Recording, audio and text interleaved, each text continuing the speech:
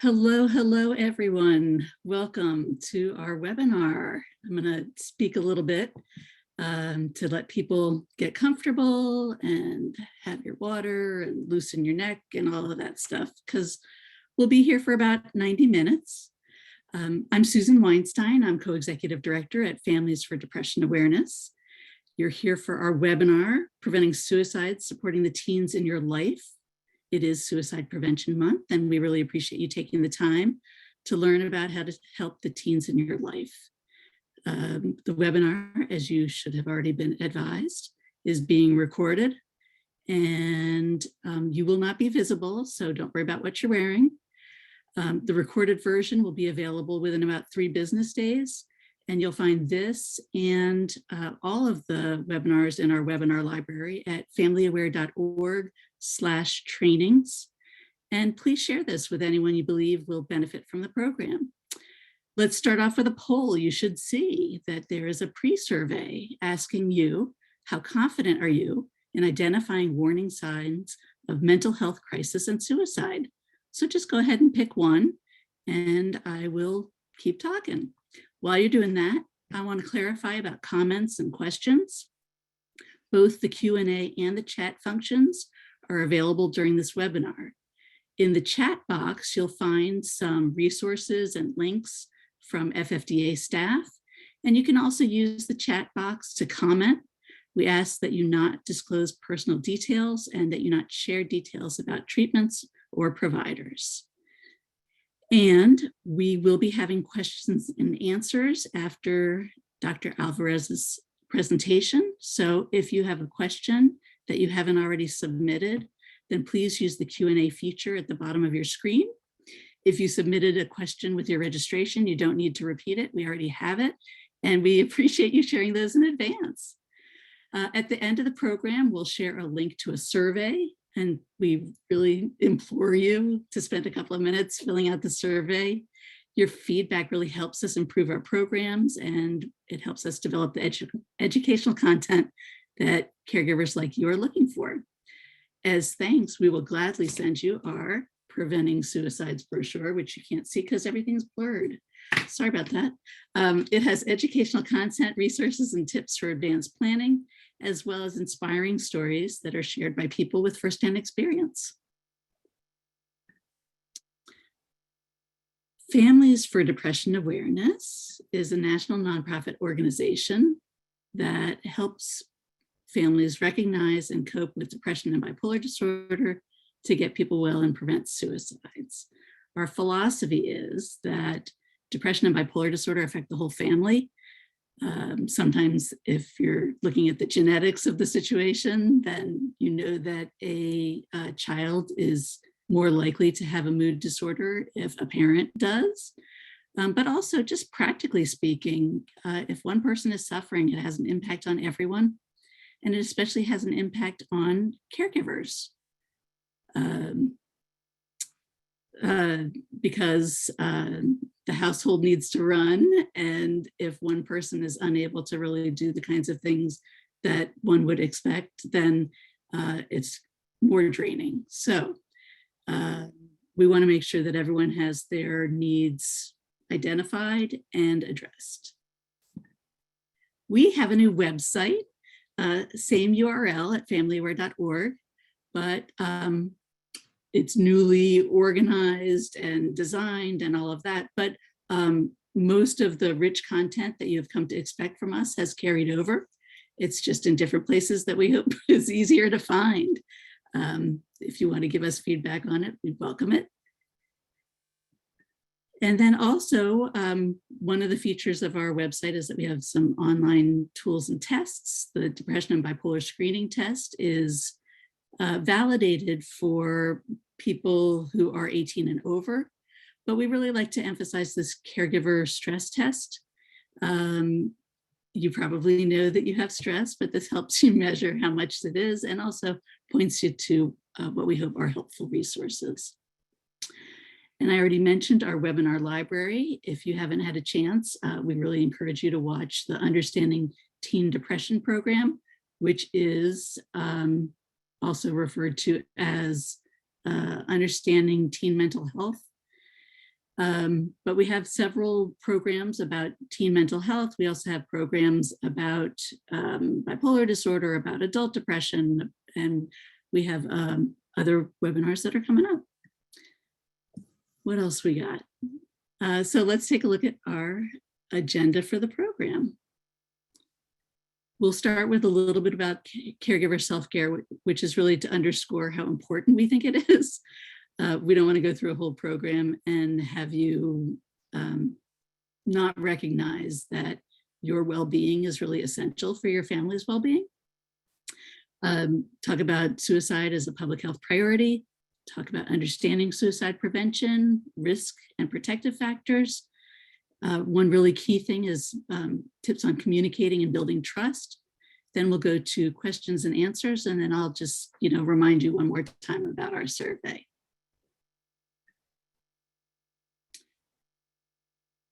All righty.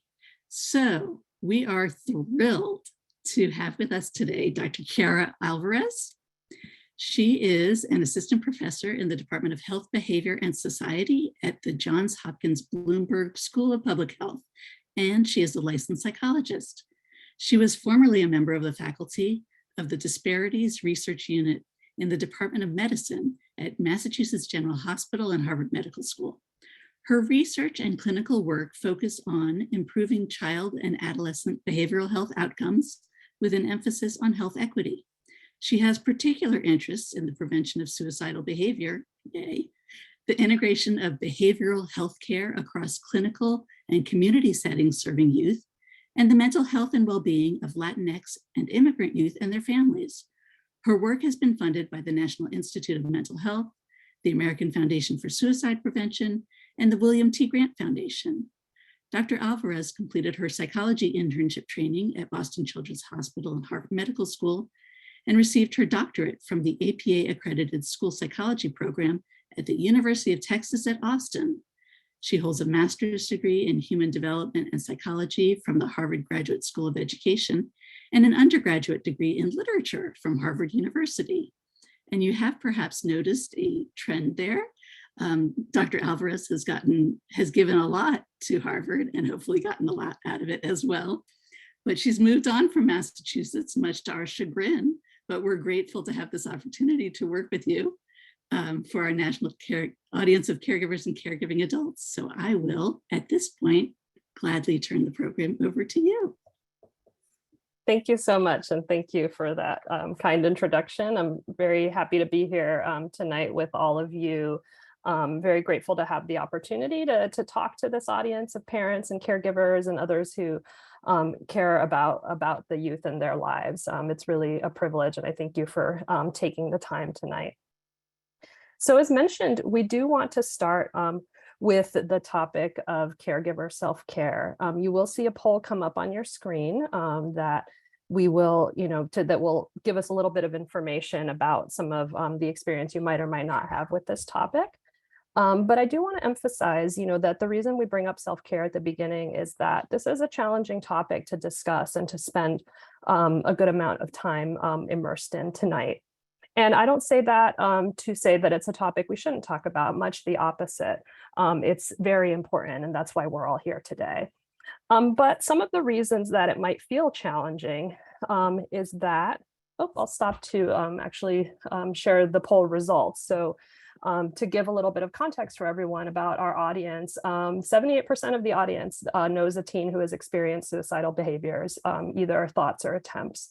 About 14 don't say that they don't, and then about 8% say that they don't know, which is also a fair response because it's true that there might be a possibility that you know someone and are not sure if they have experienced that. So I appreciate that, and it really speaks to the long reach of this concern, and we'll talk a little bit more about that as well during this presentation. But to begin with, we really believe that many of us have been affected by suicidal behavior and suicide, and we see that in the poll results. And that might be personal experience that brings important insights to the table, but it can also make it distressing, possibly to hear about statistics that feel like they're disconnected from personal experience, or to think about experiences that you've had. So we do want to emphasize that it's a meaningful contribution to reducing stigma about mental health that we're here today, but at the same time, you are free to Take the breaks that you need. If something feels overwhelming or it's not something you want to hear at that moment, it's okay to step away. The program will be recorded. We want people to feel comfortable and feel that they're able to be aware with their own emotions and do what they need to do to take care of themselves in this moment. And we did want to start with a mindfulness exercise. And so having a moment before we begin this topic, we've all probably come from different parts of our day and different experiences. And so I'd love to take a moment to suggest a grounding exercise, which you may or may not choose to do. And the goal is first to really put both feet on the floor, really feel the floor under your feet if you are sitting down. If you're not sitting down, just any other connection you have to where you're sitting, become aware of it. Now take 5 deep breaths in. And when you exhale, blow the air out like you're blowing out birthday candles. So really take that moment to exhale out.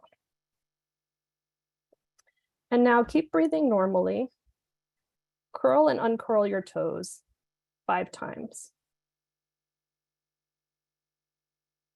Put your palms together tightly and rub them together. Feel that warmth between your palms and listen to the sound they make. And notice anything else that you might be feeling or anything you're feeling or hearing or noticing around you. And now just stretch your arms out in front of you or to the side as far as they'll comfortably go, and just hold them there for a few seconds. And now take 5 more breaths.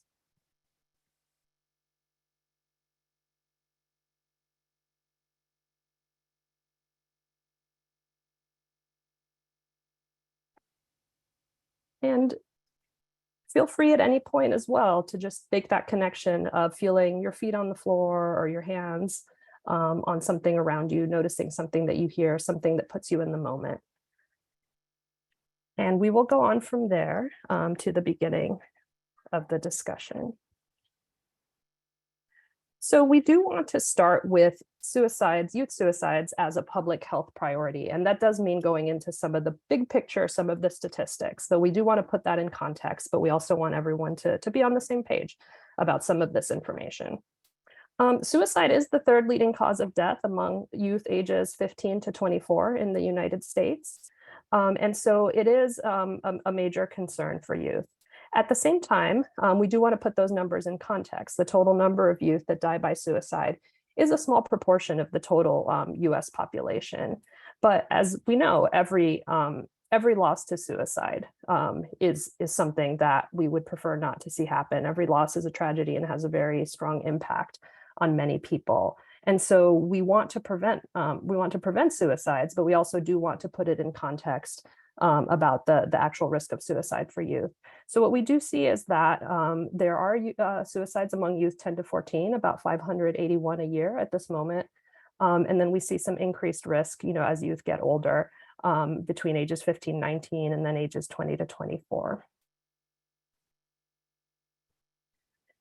Importantly, when we think about suicide prevention, we're not thinking only about preventing deaths by suicide. That's a very important component of the process, but we also are really thinking about the impact of suicide and suicidal behavior broadly. So we know that about 157,000 youth are treated in emergency departments for self-inflicted injuries. We also know that youth suicide attempts can happen without ever arriving to any kind of medical attention, and sometimes can even be hidden from people around them. And so it has a broader impact than the attempts that do come to medical attention. But as you can note, there is a large ripple effect, and suicidal behaviors and suicidal ideation are still critical to address, regardless of whether they continue on. The majority of youth who report experiencing suicidal thoughts and attempts, it's important to know that they don't die by suicide in terms of the majority, but will still require support for their psychological distress. And so we want to take every part of this continuum very seriously. There isn't one aspect, that is sort of more serious than another in some ways, because any expression of suicidal thoughts is really an indicator of the psychological distress that that person is experiencing, and that they should receive support for.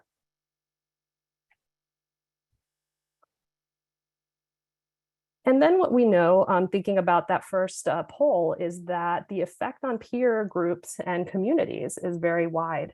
So we know that peers and communities are affected by the loss of a child to suicide. In a recent study, there were about 1 in 5 youth who reported knowing somebody who had died by suicide. And so that's an important indicator because it just lets us know that for youth, this is a topic that they are exposed to, many of them. So even if they don't have personal experience, they may be exposed to it through a peer, through knowing somebody, through knowing a friend of a friend that they might have heard about on social media, as well as, certainly the impact of celebrities or other folks that they may feel closely connected to. We know that the suicide of a peer can cause lasting grief and emotional distress, and could contribute, in some cases, to vulnerability among youth to attempting suicide. And so the open communication really with youth about suicide and about suicide prevention is not only a benefit to them, but it's really a benefit to their peer group. It's a benefit to their own coping and understanding what to do in these challenging situations.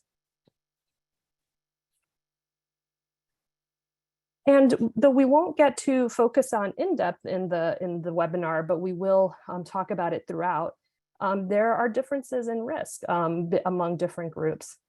And so Black youth, for example, historically have a lower rate of suicide than many other groups, but their rate is actually increasing faster than any other racial or ethnic group, and that's a major concern. LGBTQ plus youth report nearly 4 times the rate of seriously considering suicide as their straight or cisgender peers. So we know that there is an elevated risk there that is really very much about the experience that they're having in their communities and in other settings that's increasing the risk. There are many studies to show that Black and Indigenous youth, for example, and Latinx youth are receiving fewer mental health services than white youth. And so there are major racial disparities in who gets access to mental health services. And we also have challenges, in meeting the needs of communities, sometimes geographically, in the sense of urban areas that may not have the mental health services available, rural areas as well, where there's challenges in access to mental health. And so this is a complex topic. Also worth noting that Indigenous youth, for example, have very high rates of suicide compared to other youth. And so we really see, it's a complex topic, very much related to structural factors as well. And that it's something that's important for us to keep aware of, because it's often not talked about, the fact that there really are different experiences that youth and families are having in different contexts.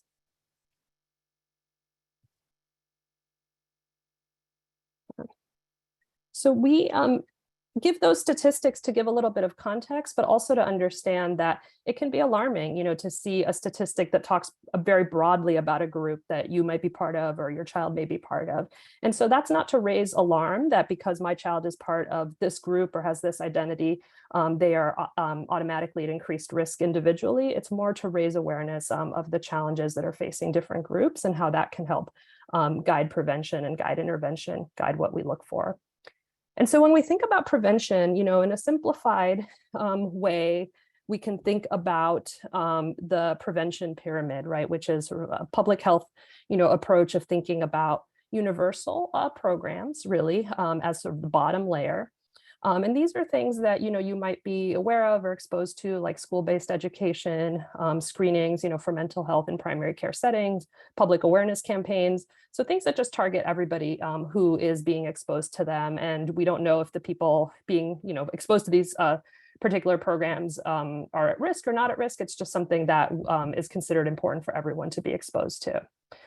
From there, we go to what we think of as more targeted programs, sometimes called secondary prevention, which are when there's an identified need.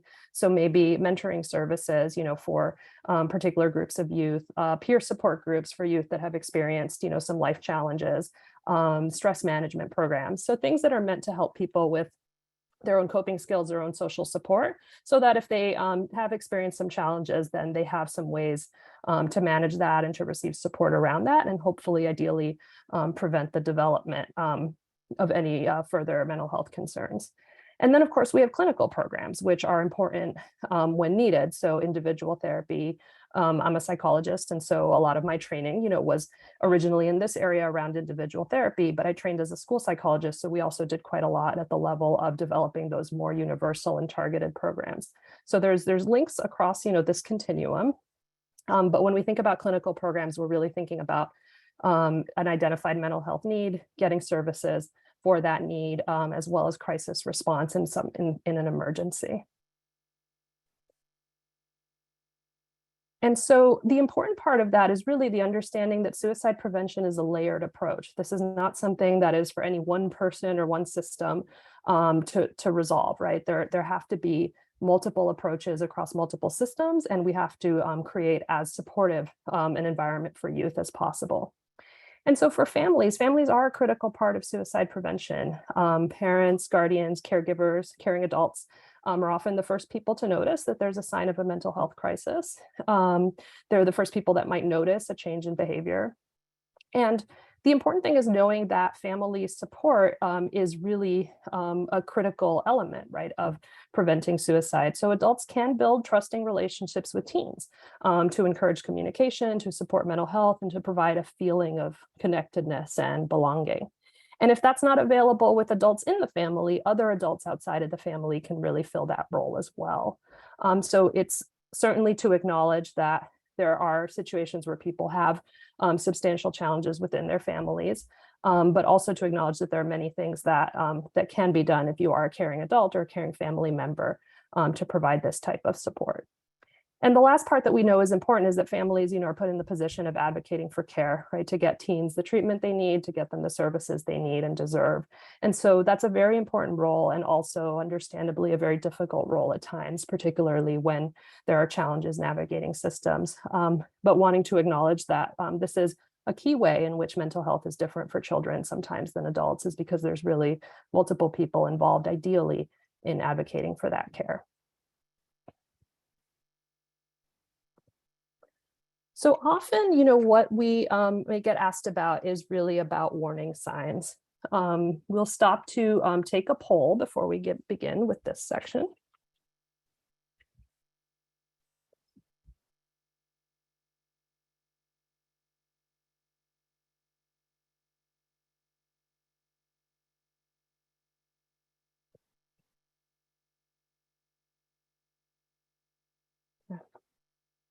Yeah, so the question was true or false. There's no single cause for suicide, and the majority of people selected that was true, and that's correct. There is no one cause that we can identify, that we can say this is the reason why a suicide happens. And so that does make it a challenging topic to talk about, because certainly it would be easier if we had a clear answer. But what we know is that suicide is often the result of multiple different causes. There are some things that we know about increased risk. So for example, yes, we do know that mental health conditions like depression, anxiety, bipolar disorder can increase the risk of suicidal ideation and behavior for a person.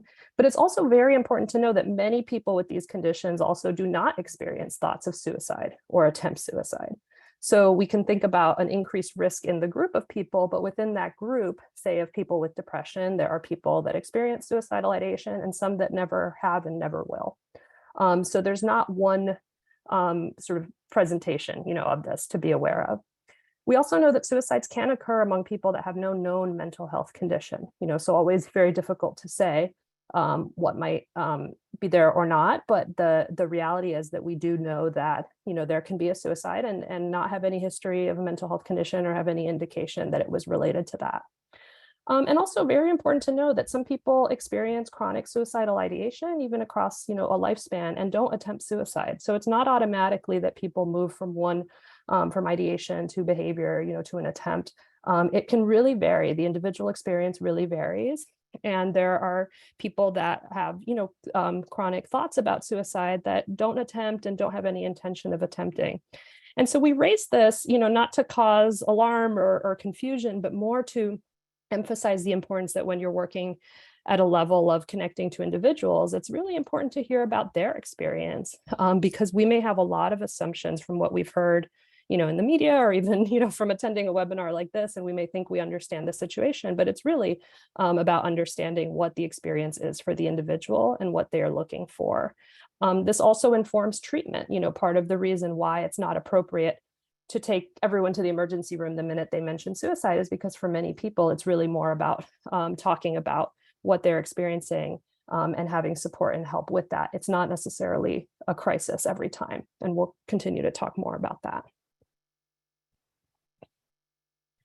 So we do talk about warning signs. And so there are some warning signs that we hear about. And so these are important to know about, although again, to know that it's not saying that everyone will experience all of these or display all of these, but certainly these would be concerning if you heard them or observed them. So these might include talking about killing oneself. It is incredibly important to always take that seriously, regardless of what you may think the reason is for saying it, or what you might interpret, or what the person said before. If this is being brought up, it's a sign of distress. Regardless of what you may think it means, it's something that's important to address and take seriously. Feeling trapped or hopeless is another concerning warning sign. Having no reason to live or feeling that there's nothing to look forward to. Certainly feeling like a burden to others, the idea that other people would be better off if the person was gone. We'll talk about this more under communication, but these are important feelings to hear out and to be able to sit with, rather than trying to talk the person out of it. No, this, you shouldn't feel this way because, if they could talk themselves out of it, they would have already, right? So this is a genuine, feeling, thought that's very distressing. And, similarly, the feeling of unbearable pain, whether that be emotional, physical, sometimes in the case of chronic pain or chronic illnesses, or spiritual pain, the idea that there's really no way out, I'll never feel better. It'll always be this way. It's important to say that, related to the emphasis on these experiences being different for different groups, is that warning signs are not necessarily the same across groups. And even, recent studies looking at what the warning signs are for deaths by suicide in different racial ethnic groups, some of the signs can be different. And so it is important when thinking about the ways things are expressed to think about, what might be the typical expression in your own cultural context or in your own kind of family context. And so one example, for youth of color is that somatic symptoms, maybe meaning physical symptoms, may be a way to express mental health concerns that is more culturally sort of congruent than talking directly about mental health. And again, the language for this can vary. So being aware of that, being aware it doesn't present the same way for everyone, but these are some starting points to understand the kinds of things that may come up.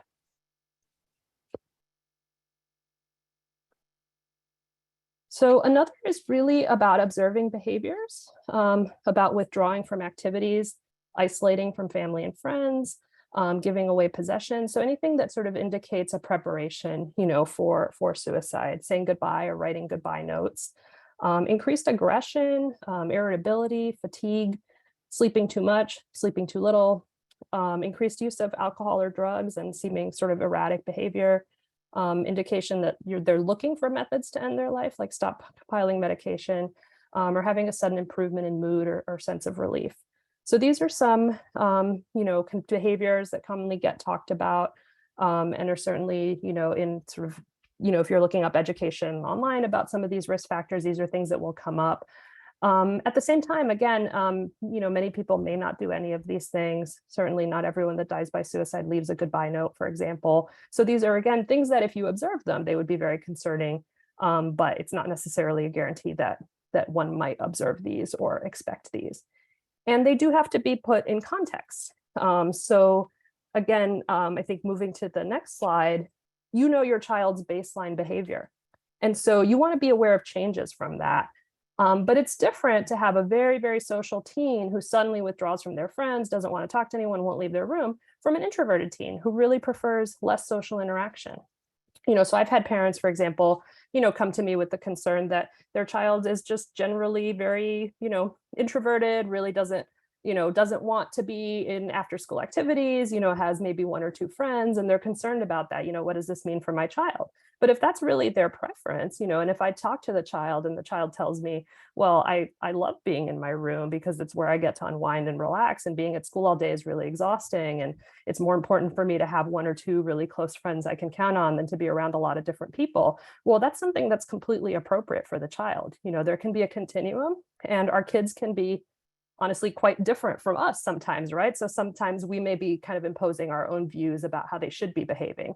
It's important to look at what their baseline is, what you typically expect from them, and then be aware of changes from that baseline as a way of, thinking about maybe something's going on. So because of this fact that, it really is difficult, certainly, to identify risk for suicide. It's also difficult, right, to have to intervene at the point of crisis. We don't want people to get to that point. So we do want to think about prevention. And one of the things we think about are risk factors, things that maybe increase the likelihood that there could be an attempt. And we want to address those and try to reduce those, as well as increase protective factors. A really extremely critical one, and one that we know is important, that the evidence shows can reduce the risk of suicide, is really addressing access to firearms and other means to die by suicide. So the idea we call means restriction. This is an evidence-based prevention strategy. There's plenty of evidence to support it. The idea that limiting access to a method makes it less likely that in a mental health crisis there will be a suicide attempt or a death by suicide. And the reason for this is because you want in the moment of crisis to be able to get through that crisis. And if there's access to a lethal means of death, then that is going to lead to a different outcome. And so when we think about gun safety, there are a number of ways that this gets talked about and various resources that can be accessed, but there are certainly ways to promote gun safety, among, if you are a gun owner or if you're in a community with many gun owners, because it's not only about removing guns from the home, but it's also, if there are guns in the home, well then, having guns and ammunition separate, having safe storage, ensuring that youth don't have access. If there's a mental health concern in the home, having storage outside the home. So there's a number of strategies that can be implemented in order to increase the safety in a home. Similarly, if, ideally we want to remove the firearms entirely, but as noted, we can have these safe storage options as well. But we also want to be sure to reduce other means that could include medication. So this is actually both over-the-counter and prescription medication. Some over-the-counter medications, despite being safe in small quantities, can be lethal. And so using lock boxes for medications, looking for in all places in your house where medications may be stored, and removing access to those. If your child is on prescription medications, ensuring they only have the amount that they need, for a particular day, things like that, really being aware of where these medications are, where youth may have access to them. Because again, this is a way that regardless of what may be going on with a person or with a friend of theirs, you are limiting the access to a means of death by suicide.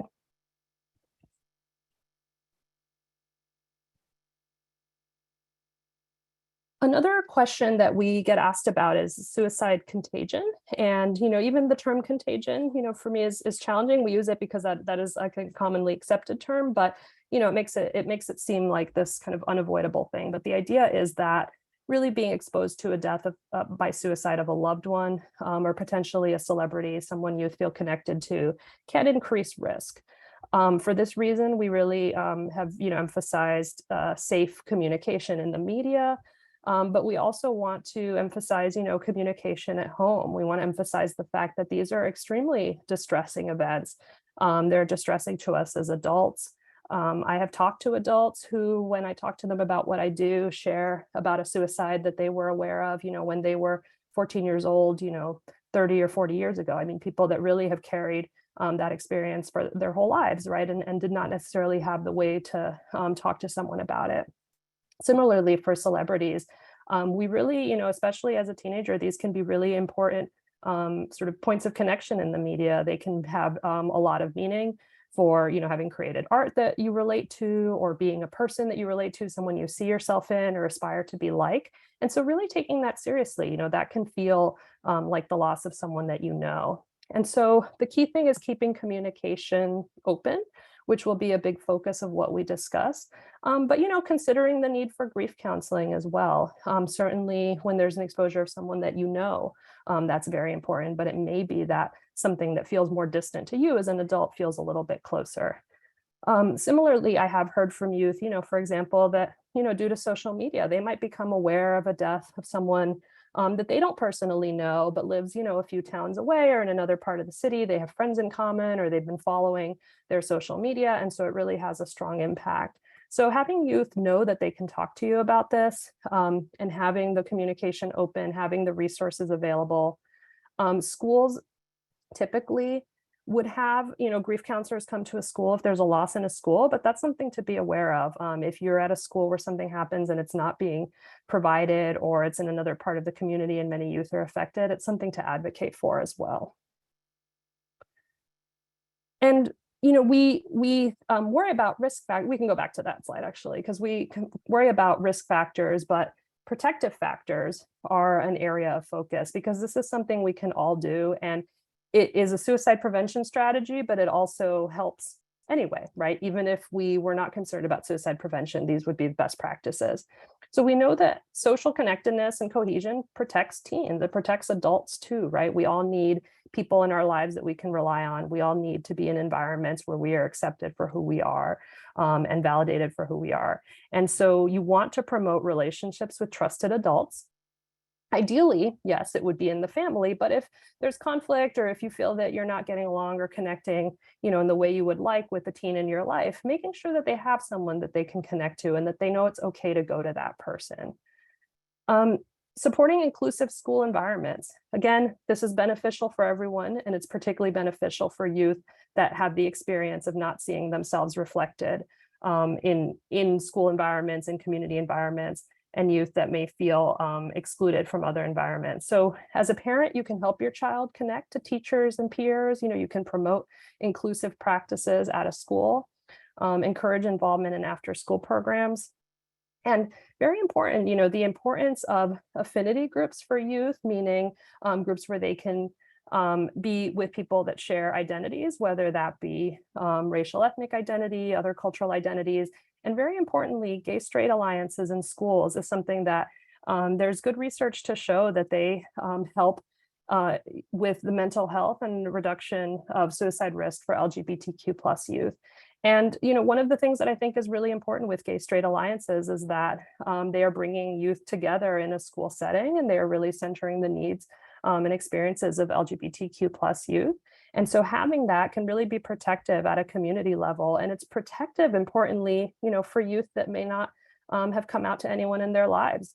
And so you may not know that they need this additional support, but the presence of this in a school is providing it for them in some way, and they know there's a safe space to go.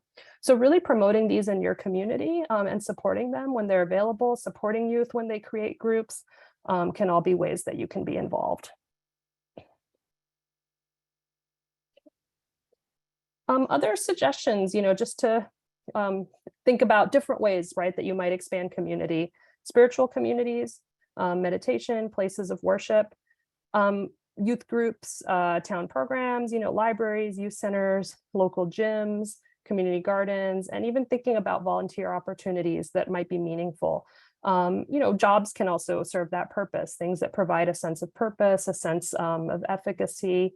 It's important, certainly to note that you want to think about these places, right? So faith communities can be a source of great comfort, or they can, for some people, be a source of exclusion, or a place where it's not comfortable or accepted to talk about mental health, or to talk about your experiences. So you want to be aware of that. You want these to be inclusive and supportive places. But I will say that talking to teenagers, one of the things they often bring up is the idea that we do so much more for younger kids, and once you're a teenager, you start getting kind of pushed out of things. There's not, all the programs are not there for you. Businesses don't want you hanging out after hours because you're too rowdy. You're not supposed to be at the playground because that's for younger kids, so that teenagers really do want to be able to use their local resources in their communities, but they're not always sure that they belong there. And so making your town and your city, neighborhood inclusive for teens is something that is really helpful and beneficial to everyone. And then we think about, this idea of family cohesion, right? And of family connectedness. So again, we know this is important. And I think, anybody that's here, that's in a family, wants this for their family. But it is one of those things that's easier said than done. It can be very normal to have conflict with teens, as well as to just feel like you don't necessarily have, a shared point of connection anymore. So these are things that are challenging. And I think what I often really recommend is the idea that you want to look for those opportunities to connect. You don't want to put a lot of pressure on it as we have to connect or we have to get along or have to have a great time, because some of the time, you won't, right? But the idea is really more that you create the opportunity and you make that a fairly consistent opportunity. And so if a shared activity happens once every few months and it's a huge big deal and everyone has to be in a good mood and be ready to go and take part in it, then that puts a lot of pressure on the family. And what if someone's having a bad day, right? They don't want to be part of it, and then that can lead, actually, ironically, to more conflict. So it's really about thinking about these sort of low-key things that you might connect about as a family. If you're a physically active family, it might be basketball. If you enjoy gardening, if you're a family that likes to do puzzles, things that you may have enjoyed. Keeping in mind that often teenagers do enjoy things that younger kids like to do, even if they might not acknowledge it, or it might not be their first choice of what they're going to do with their friends, but they might still really enjoy being at home with their family, doing something that sort of a shared activity from their childhood. Family routines as well. We all hear about the importance of having meals together, having time to check in after school. Sometimes I think, parents do put a lot of pressure on themselves if they don't have a lot of time, whether because of other kids or their jobs or other demands, caregiving demands. But the importance is not the amount of time, it's really the consistency. And so if that check-in is, 5 or 10 minutes at certain points in the week that your child can depend on, or it's a family meal once a week or twice a week. If it's Saturday morning, something, a breakfast that you normally have together, whatever that might be, there's a routine, there's something to look forward to. Even if you don't connect that week, it's coming again and there'll be another opportunity. And the sort of repetitiveness of that can also provide some comfort and some a little less pressure, to open up than if every time you try to communicate, it's sort of a sit down and have a very in-depth talk. That can feel like a lot of pressure on both sides, for parents and youth. And finally, rituals, are something we talk about as being very important. That can be, game nights, movie nights, that can be religious or cultural rituals that you might have as a family. That can be sort of traditions, is another way to think about it. But just things, again, that are sort of your family thing that everyone kind of knows is going to happen. And it creates that opportunity for one-on-one time, ideally, for teens with their parents and caregivers. Okay, we can go to the next slide. And I will say, I'm not monitoring the chat while I'm doing this, but I'm seeing that there's some good comments and suggestions in the chat. So I appreciate that and hope people continue to share and learn from each other. So again, what do we mean, by communication, by building trust, right? How do we actually do that? Well, one of the key things that we talk about is the importance of being direct when talking about suicide. Using the term suicide, using the correct terminology. There's a myth that asking about suicide will give teens the idea to end their life, that it'll put this idea in their head that they may not have thought of it before, but now they're going to think about it. And the research shows that that's not true. Asking about suicide, whether that be through a screening question, at the doctors or talking about it at home, is not, something that increases risk. On the other hand, it actually can help by making this a topic that we actually speak openly about. And we know that, for many, many years, and many of us, have had this experience as well as kids, that there can be such great stigma around even saying suicide or depression. It becomes something that people don't talk about, becomes stigmatized. And so if you imagine that experience, or you've had that experience, It means that, when you're sitting in a room face to face with somebody, that's not a word you're going to use to describe your own experience because you think that there's something wrong with it. So we really want to end that. We want to be able to talk openly about this. This is an experience that, part of the human experience, right? That is important for us to be able to discuss. But we want to acknowledge that this can be hard. This can be very hard to do if you're not used to it, or if you have gotten really kind of messages about this as a kid that this was not okay.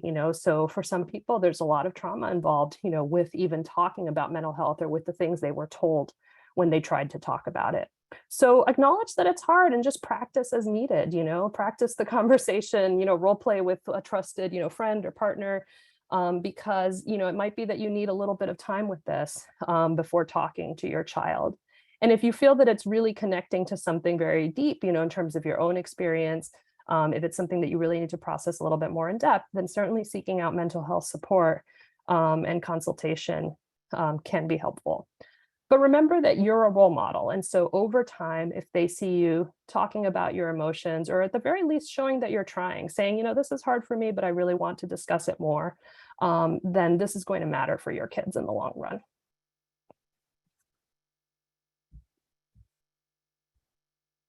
So another strategy is really about active listening and reflection. And this is hard because this is not our go-to approach as adults, right? But the goal is to listen to what your teen is saying without judgment, without intense emotional reactions. So I'm not saying, be a robot, but what I'm saying is that it's very important to be able to respond neutrally and to make the focus your teen's emotion, their own experience, rather than your own. So certainly avoiding the jumping to problem solving and advice giving. I mean, that's a go-to as a parent. We want to help, we want to fix it as soon as possible. We want them to learn from our experiences. We have a lot of advice to give, but you want to put a pause on that. Don't jump, don't start. You want to really listen to what they're saying. And so we talk about pausing to listen. So taking a breath, noticing in yourself if you have some discomfort and just waiting and letting that silence sometimes be there as well. And listen, not to respond. You want your focus to be on what the person is saying to you, not on what am I going to say next. And I'll be honest, there can be a moment of panic, right? If your teen is saying something very emotionally charged to you, or they're telling you about an experience they had with a friend, there can be sort of a panic moment that you have. But it's important to be aware of that and still pause. And you can always tell the person, I'm really thinking through what you just said, or I'm taking a moment to think. If that pause feels uncomfortable, you can let them know what you're doing. And then you want to repeat back what you hear, summarize and check for understanding, so I'm understanding that, and repeat it back and see if you understood, because sometimes it might be a complicated story. There might be a lot involved and you might have missed something. And so you want to make sure that you understand and that you're asking them for that, so that they know that you're really listening and working on this.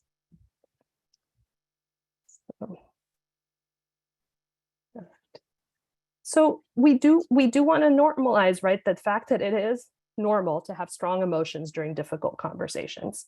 This is true with teens, this is true with friends, but certainly with teens that you care about, there's an additional level of, really feeling responsible for this person, potentially feeling very distressed by the fact that they're distressed, right? You want nothing more than to take that away and to help them feel better.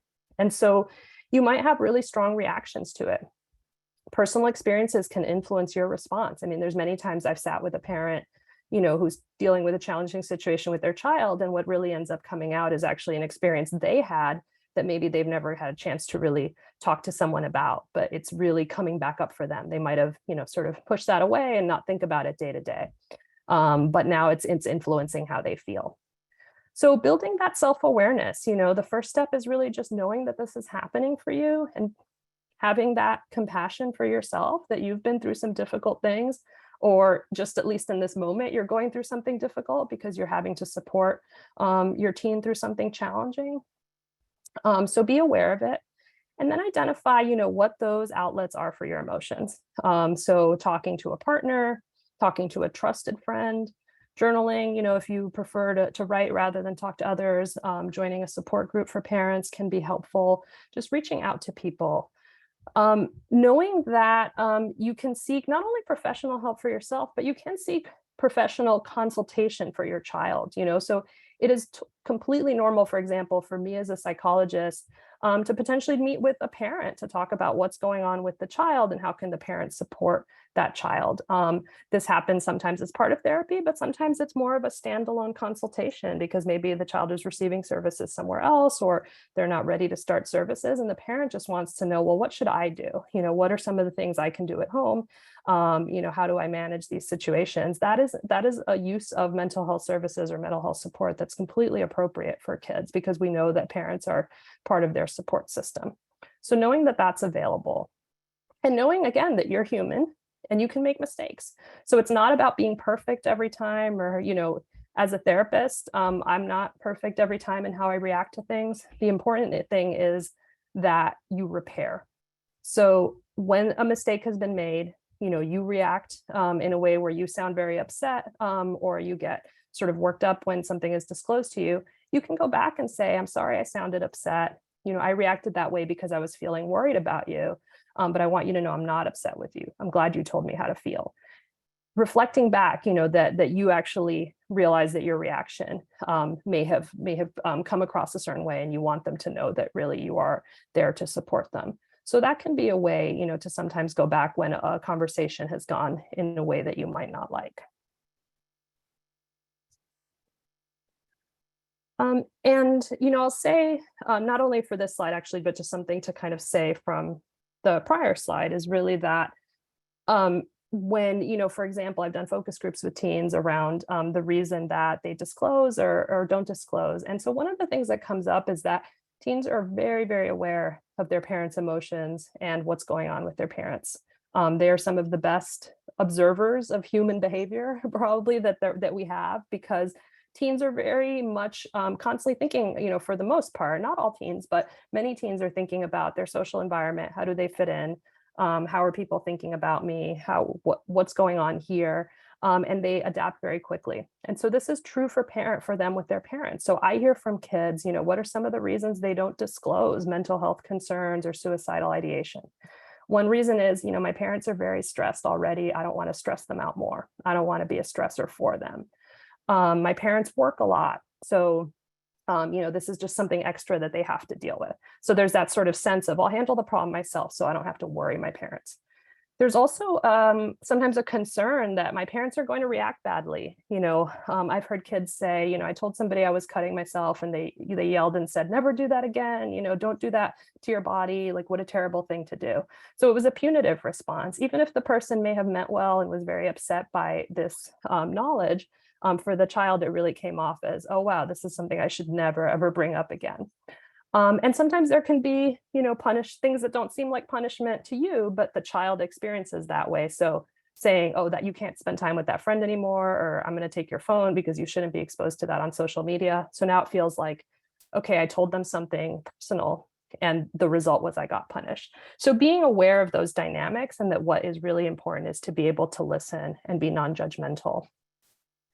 And then finally, really understanding that for youth, it's completely developmentally appropriate, particularly for teens, but we see this even emerging, prior to the teen years, to need some privacy and independence. And we want to give them that.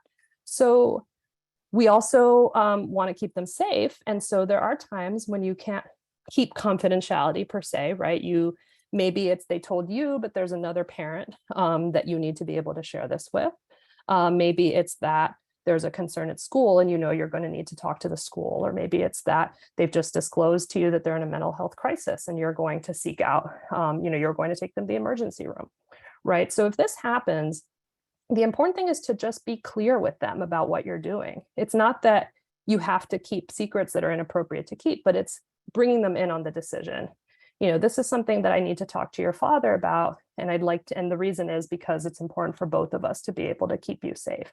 And I'm wondering if you want to be there when we talk, or if you'd rather I tell them, things like that. So, if you're going to the emergency room, explaining what you're doing and why, bringing them into that decision.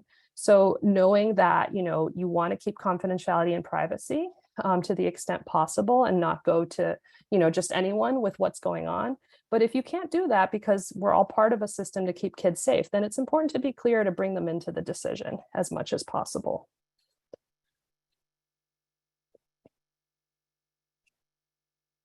So a few things that we want to review, and this is really about, we've talked a lot about prevention, about communication, about a lot of things that can be beneficial in prior to a crisis. But let's say, that we are in a situation where the teen has disclosed, or about, these recurrent or intense suicidal thoughts or behaviors. Maybe they've told you directly, maybe you've heard from someone else, or come across something that they wrote. You might notice, that they've been writing about or fixating on death, or they've been giving away things, that they've been saying things that are concerning to you, like that you'd be better off without them. So the steps are really about, asking directly. Are they considering suicide? Giving them your full attention, making sure this is a conversation that can really be had with focus, and doing that at the time that the concern is raised. And direct questions include, are you thinking of killing yourself? Are you thinking of taking your life? So these are things that you can review and practice for yourself and become comfortable with asking. And so then you want to find out, do they have a plan, right? Are there ways that they might be obtaining the methods they need? Do they have what they need to make an attempt? When do they intend to do this? Because you want to understand what they are thinking and how far along they are potentially with a plan. You certainly want to remove any lethal means, and you don't want to leave them alone, right? So if there is a concern for suicide risk, you want to get help immediately and make sure someone's with them. So if they are in mental health care, paging their clinician, calling 911, taking teens to the local emergency room. These are all strategies that can be done in a crisis. You may have other resources available in your community, like mobile crisis hotlines, or you may be able to call, a primary care provider, depending on the level of urgency. But what you want is to kind of have that plan in advance. What would you do if there was a mental health concern? Knowing that there can be challenges in particular communities with resources or with the avenues that you feel comfortable with. But the important thing is that taking it seriously, and if needed, getting that level of evaluation. Now, that said, teens may not be currently suicidal. They may be disclosing to you suicidal thoughts. And so then it's more about connecting them with the professional care that they need. So again, this is, complex. This is sort of our, overview of it, but it's important to have these discussions to get support for this, from mental health clinicians, from pediatricians, about what might your plan be if something like this happened, and how would you address it? And again, going back to the privacy and independence, we want to balance supervision if we have concern about youth, but we also want to provide them, with their developmental need for privacy. And so, for example, if you're feeling concerned and staying with a young person, while seeing how they do after a mental health crisis, you would want to be able to supervise them and not have them stay alone in their room, with the door closed for a long time. But again, you can negotiate that at a level of privacy, right? Privacy can still be like they're in the same room with you, but they get to just kind of be alone in their thoughts, or reading a book, or, listening to music, or what they might like. They might be in a room with the door open, where you can negotiate that, and you can also discuss it openly with them, that there's a reason why you don't want to leave them alone, but you also want them to feel comfortable in the situation.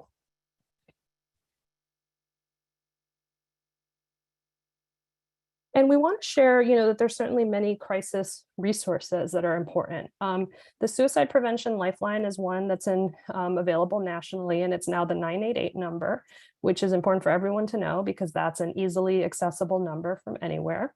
One important note about 988 is that they will route you based on the cell phone number that you have. It's not going to identify your location. So you may not be talking to someone in your own community, and you would need to disclose if you wanted, to have particular support relevant to where you are in that moment. But the good thing is that it's available nationally. It's available in Spanish and in English. It's also available with interpreters. And people can call certainly when they're in a crisis, but it can be for any type of crisis as well. So there may be other things going on where it is used. The crisis text line is another one that can be used, making sending a text message and having an opportunity to talk via text. And then there are ones that are more specific for specific communities. The Trevor Project for LGBTQ plus youth is another suicide hotline, and they also have text, and chat support via their website. And the Trans Lifeline is another one, which is run by and for trans people and will also provide support to family members. And an important aspect of the Trans Lifeline that's done a little bit differently from some of the other hotlines is that they don't believe in any kind of law enforcement involvement with their services. And so it's completely separate. And, that's a philosophy that you can also read about on their website. In general, for the 988 hotline, they would need to know where you are to be able to send crisis services, but they do, in a small number of cases, may want to send an ambulance, for example, and not everyone may want that. So that's something to be aware of. And then finally, the Not Okay app, which is listed here, which is an app that you can download and have the youth and the parents or other trusted adults have this. And all that would need to happen for the youth once this is set up is just pressing the button to sort of alert their network that they've chosen, that they're not okay and they need some help right now. And so those are some that we encourage looking at and thinking about for your overall plans. And I think from there, I will stop to transition to the Q&A. Well, thank you so much. You're absolutely right. That was a lot to take in, but the good thing for people is that this is recorded and will be available, and you can share it with people and you can come back and look at it because it'll be part of our library. One thing I did want to mention about 988 is that caregivers can also call if they need to get support about managing a situation. So don't think that it just needs to be the person who is in crisis. And we have all sorts of exciting stuff going on here. In moments, we will go to the questions and answers, but I really do want to encourage you to, one, fill out the poll that is probably in front of you now. And the other is to fill out our survey, because we really do want to know what you think, what you found valuable, how we can improve, what topics we haven't covered that you think would be helpful. Just all kinds of things. And also, what are you going to do having gotten this information? What are you going to do with it? So that's that. What else do we got? So I want to extend some thank yous, certainly to Dr. Alvarez. This was awesome, and you're not allowed to leave yet. But also, we couldn't do these programs without the generous support of our funders, the George Harrington Trust, the Jane B. Cook 1992 Charitable Trust, Adelaide Breed Bard Foundation, Rebecca Pomeroy Foundation, Bennett Family Foundation, Thomas Anthony Pappas Charitable Foundation, the John Donnelly Trust, the Massachusetts Department of Public Health Suicide Prevention Program. These people, these organizations help make it happen. They give us the funding so we can develop these programs and get them out to you. And also, thank you. You guys have spent your time with us learning this, and we can't take that for granted in any way. But we'd also like to encourage you that if you are able to support us in any way, sharing our resources, sharing our website with people, and even making a donation, we would certainly appreciate it. One thing that I should have mentioned when I was asking you guys to go do the survey is just to remember that we will gladly send you our Preventing Suicide Stories of Loss and Hope brochure. It's got great information, includes some inspiration, includes some practical tips, a little bit of everything. So please do take advantage of that and share your opinions with us. I'm seeing the results of the survey, and it looks like nearly 30% of people are feeling very confident that they are able to identify warning signs of mental health crisis and suicide. A little bit more than half are feeling confident. About 16% are feeling somewhat confident, and not a whole lot are feeling not confident, but I hope that they will feel free to reach out to us if there is some way that we can provide additional resources and support.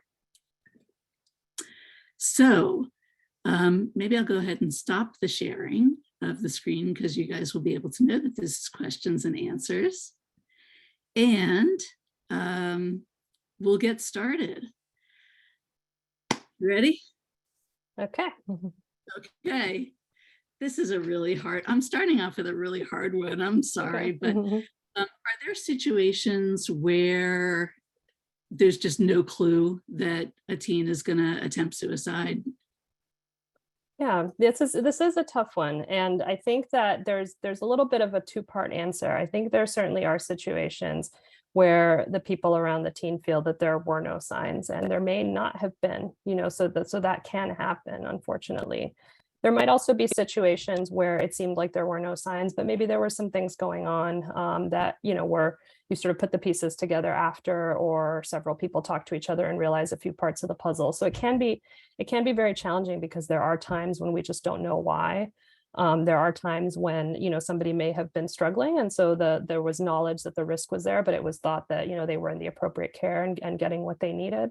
And so I say that not to alarm people. It's a hard thing to talk about, but it's certainly something that as therapists we're also aware of, right? That we don't have control over somebody else's actions or behaviors, and that ultimately we have to be able to to accept the range of potential challenges that may occur, which is part of why we think about not only all of the tools that we really think are important in terms of those connections and open communication and therapy, but we also think about things like means restriction, because that's an example of something where we can remove a potential method of suicide, so that even if we don't know what the person might do or not do, we have some ways that has made maybe the environment around them a bit safer.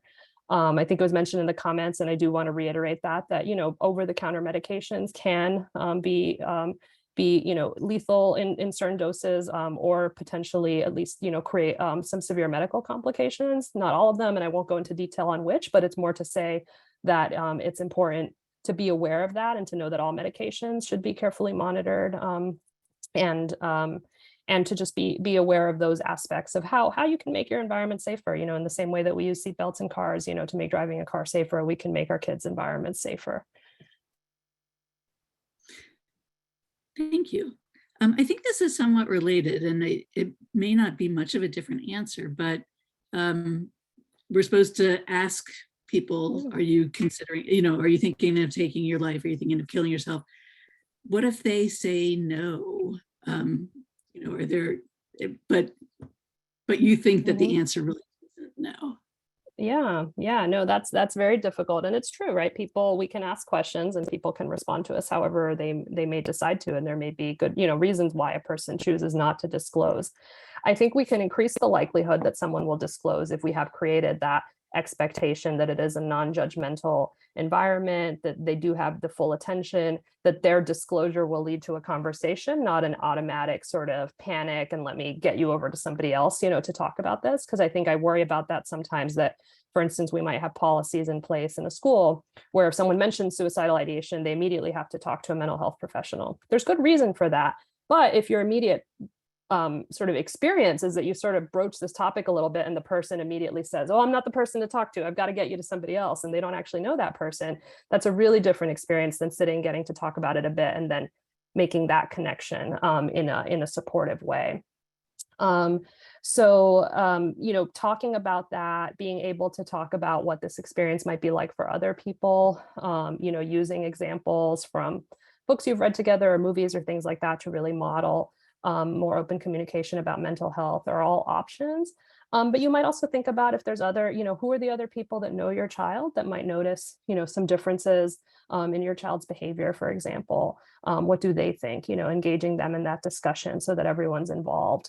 And certainly knowing that if you have a child that's telling you everything's fine, nothing's wrong, but their behavior has changed, or things that you're concerned about, that's still a reason, to get support. And as a psychologist, for example, as a therapist, you're always happy to work with people based on, whatever reason might be bringing them, to treatment and figuring out what that might be.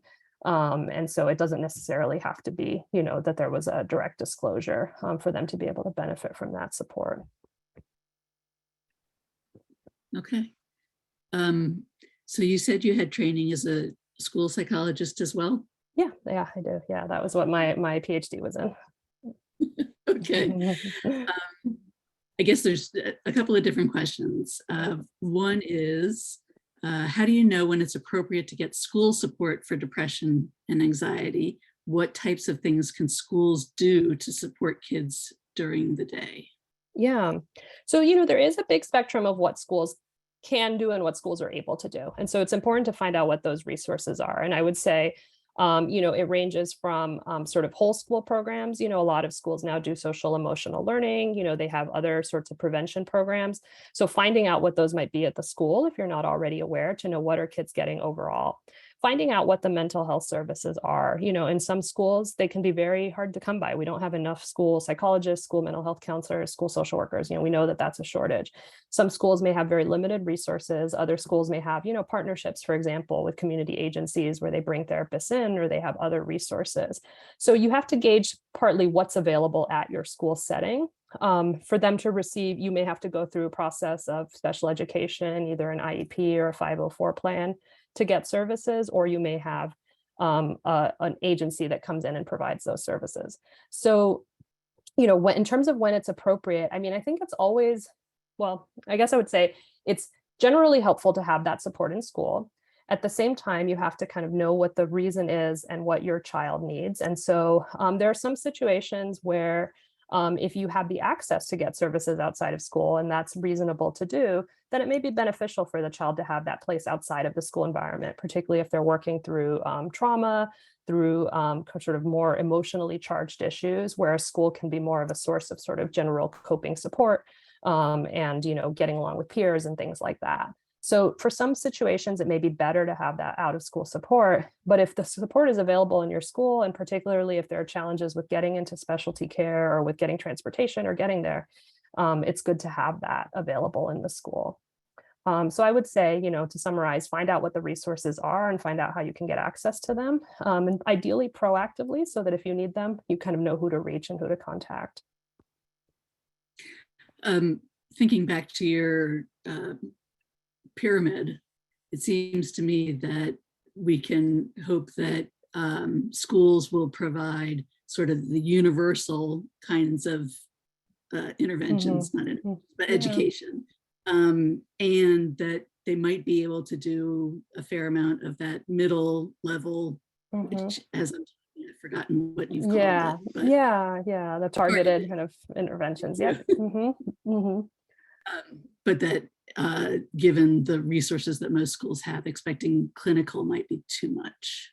Yeah, and it does vary on the school. There certainly are some schools that have, that do have and do provide clinical services. There certainly are, many licensed clinicians working in schools. And so it is possible to get, but it may be, it's finding out what the resources are and also how challenging it may be to get. It might be that, those services are available for the kids that are really, the most in need. And typically, when services are being offered in a school, it's often, has to be related in some way to the educational program as well. And so if a kid is doing really well in school, even if they're struggling in other ways, it may be harder to get those services addressed in schools. But certainly parents can advocate, for increased funding for schools because that's needed, but also for those partnerships with community organizations and ways to strengthen the supports available. I think schools are trying to do a lot with mental health, and it's really quite a lot for them to have to handle. So the more support we can get them to manage the challenges they're facing, the better. Makes sense. All right, when it's not your kid, how might you suggest someone deal with your teen's friend showing signs of depression or suicidal thoughts? Yeah, this is a tough one. And I think there's also questions come up about being an aunt, for example, which is a similar situation, but in a slightly different sort of configuration. But yeah, so if they're talking to you about their friend, one thing to know is if they're talking about their friend, this is good, right? This is an opening into what's going on in their lives, what they're concerned about. This is a way to model how you would react, about situations. So keeping all that in mind, this is really helpful that they're talking to you about what's going on with a friend. They're coming to you because, they trust you in some way, right, with this information. And so first of all, it's really finding out what they want out of the situation. Are they telling you because they want support for themselves? Are they telling you because they're hoping that you'll intervene in some way? What might that be? Did their friend tell them not to tell anyone and now they're breaking confidence and they're worried about how that's going to go? So I think you really want to understand not just what's happening, but what are you hoping will happen? and maybe, guiding them in problem solving. What do you think would be the best way to do this? I think all of us, both as adults, but also as teens and peers, have that challenge of how do we best support people in our lives, but also kind of get them the help they need for that. And so teens may be struggling with the idea that their friend said, don't tell anyone, but they're realizing, oh, this is something that someone should know and we need someone to intervene. And then, so I think you want to then think about also your relationships. Do you have a relationship with this friend's family? Do you have a relationship with a school counselor? And again, as mentioned earlier, I think it is always okay to let teens know, I can't keep this to myself, but involving them in that decision and letting them know, because this is something where I feel this person may not be safe. We have to really think about how to get someone involved and involving them in that decision. Who might that person be? What might be the result of that? So again, these are, tough situations to be thinking through, but it is important to really respect your teens, kind of autonomy in their decision making and thinking about the situation, because they've probably thought about it quite a lot before they brought it to you.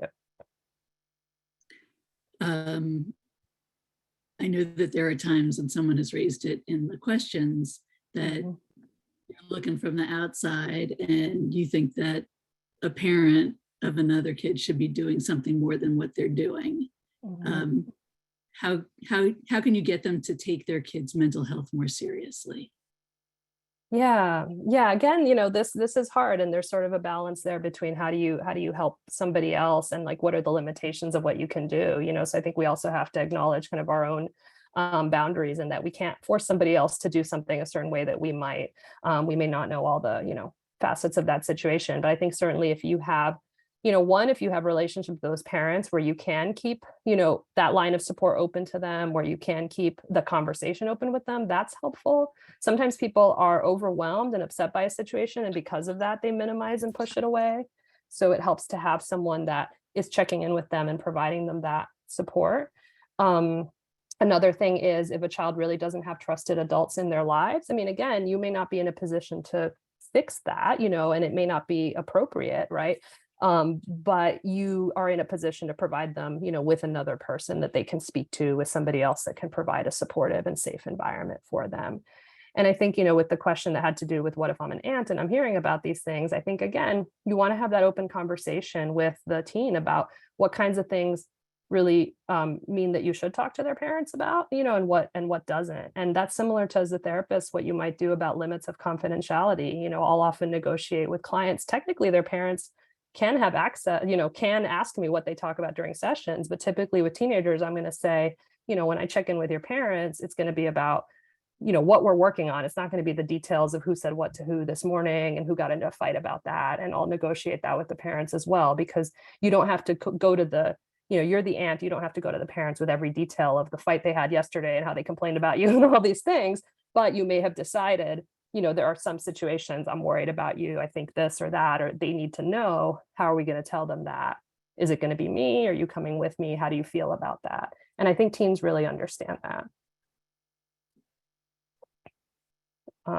I should say, I guess, to say there is a caveat, which is, I think in a situation where you really feel like a child may be harmed, by a family member because of something they disclose, that's a different situation that I think it's important to seek some, consultation about, in terms of protecting the safety of that child. That's more rare, but that is, a concern. Or again, if you have a concern where medically someone's not taking steps, that could be harmful to that child. So that is sort of more a different situation than what I'm talking about, which is when you generally think everyone's got, the best intentions, but they're sort of missing each other a little bit in how they're carrying them out.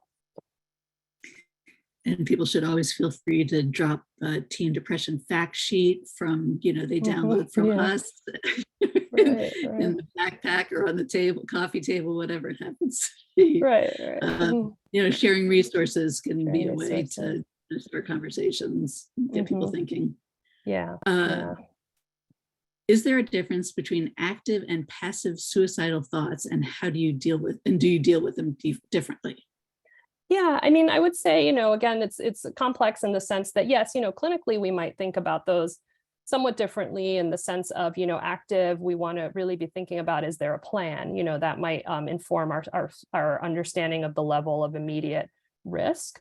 But in another way, it is kind of a hazy continuum, right? Like I wouldn't recommend necessarily that there's that much different you'd be doing as a parent. I mean, certainly you are assessing that kind of question of whether there's a plan or there's more immediate risk. But I think the type of suicidal ideation, it's a little bit more, thinking about mental health treatment and other things, probably more detail than is needed in the sense of, everyone needs that ability to have, be responded to empathically, and to be able to have that open discussion and to have the acceptance, of what they're experiencing and what they're feeling. And that sort of determination about, what's the level of risk here and what should we do next is really more of like a clinical determination that might be made, in an emergency room setting or something like that, or by a clinician that's working with the child. Take it all seriously. Yeah. So in our biz, we talk about mental health being a factor in most suicides, but in the media, you read a lot about, if someone died and they had been bullied or, suffered some sort of online exposure or, any one of a number of horrible situations. A parent's role, your thoughts about, how to protect your kids. I don't even know what to do with that question. I know. Yeah. So it is really concerning, right? And often I think when we are hearing about things in the media, we're often hearing about one cause, right? And about one potential reason. Again, it's often, multi-layered. There may be multiple, levels of vulnerability and of things that happened. And often like a particular crisis or distressing event might be something that maybe pushes the situation right to a point where it's intolerable. So it's important to be aware of those risk factors, certainly.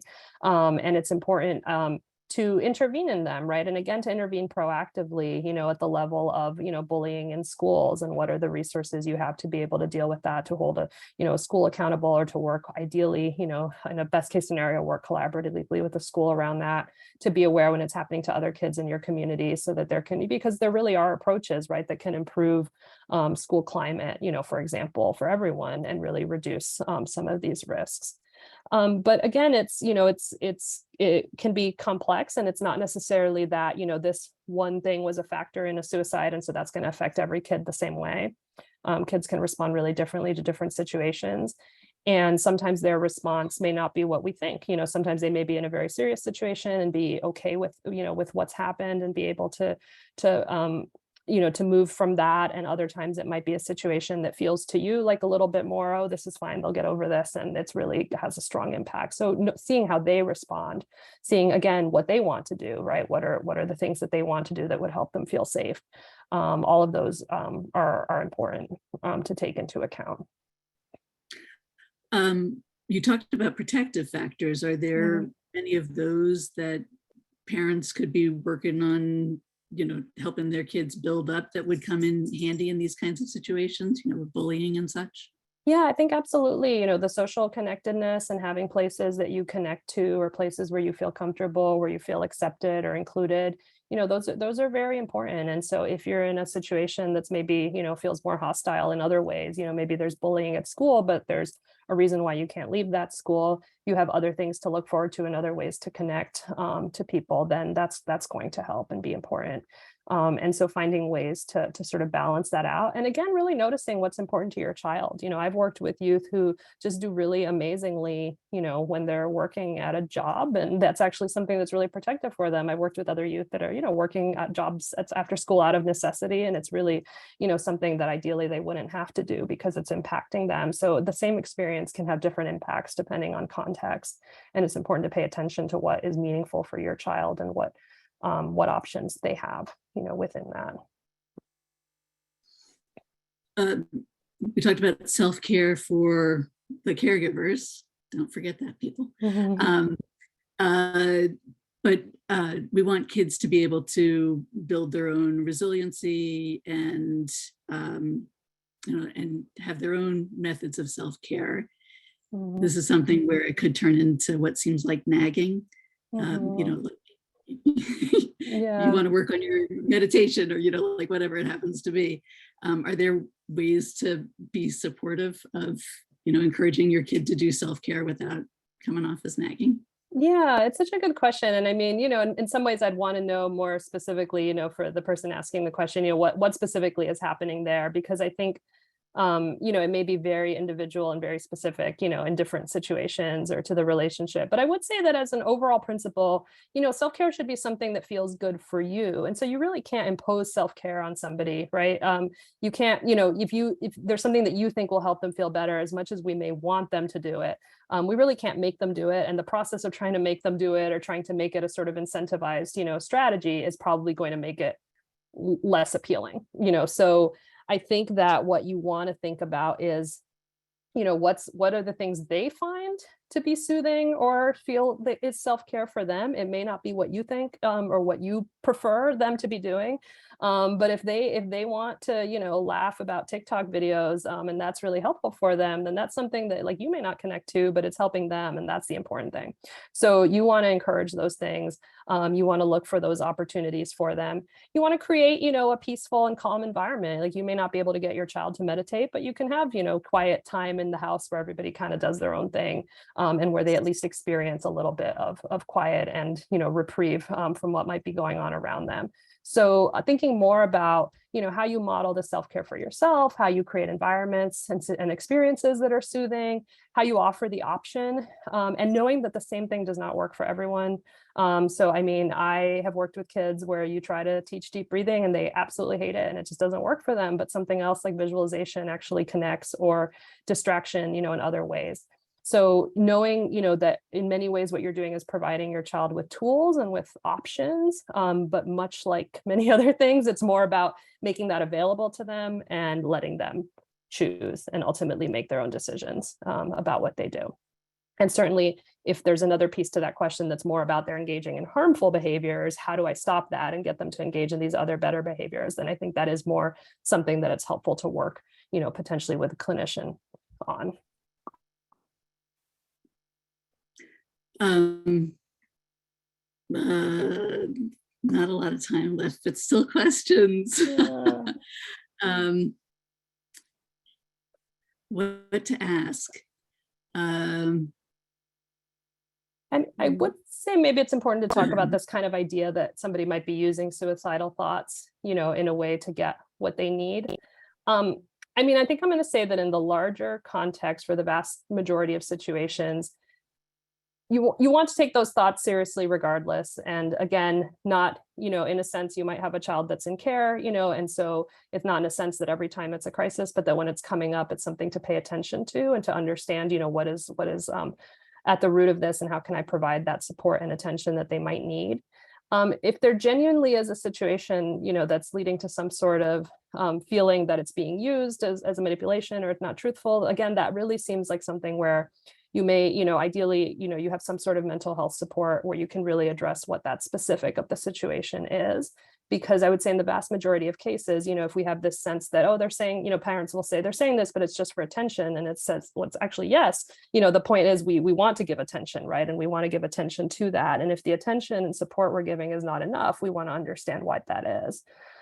So I think really moving away from this idea that this is, typically about some sort of manipulation, because that's really not what we see in terms of suicidal thoughts, right? We see the opposite, where people often are very reluctant to disclose, and it takes a lot for them to disclose, and we want to honor that. But I do also want to acknowledge, for individual cases, there may be some specific kinds of conflicts or concerns going on that are important to find some individualized support for. All right, well, let's see if we can give a nice wrap up on this. How do you know when it's time to intervene?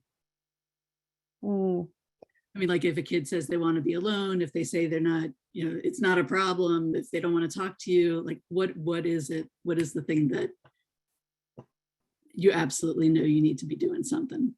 Yeah, well, I think that one, it's a question of what kind of intervention do you mean, right? But I think, if you're thinking, time to intervene, time to get a mental health professional involved. I mean, I want to acknowledge there's many barriers to being able to do that for many families, even in the best of circumstances at times. So it's not to say it's easy to get mental health support. But I think, if you have the sense that something is wrong and that mental health support is needed, and there's a way to access that, whether it's at a school, in your community, through talking to someone that you trust, calling one of the hotlines, I would say, do that, right? It doesn't require the child even going to seek help. I know that's a problem sometimes as well. My child doesn't want to talk to anyone. You as a parent can talk to someone and can get additional feedback and support for what's going on. And you can be honest with your child that, this is about supporting them, in what you see as some of the challenges. So not judging and not imposing, because you may be, it's hard for a child if you're saying, oh, you're depressed, you're anxious, because I mean, maybe they're not, maybe they feel just fine. But you're seeing changes in behavior, I noticed that you're doing this and you didn't used to do it. Those are sort of concrete things that you can talk about with your child. But certainly, having that balance of seeking out help, but also listening to them in terms of what they're telling you they need. And I would certainly encourage parents to check out the webinars that we have at familyaware.org/trainings, because we have, sort of the foundational one on teen depression. We have communication. We have non-suicidal self-injury. So there's a range of topics, anxiety. Anyway, there's a lot that you can take advantage of and learn, and they're all free and available.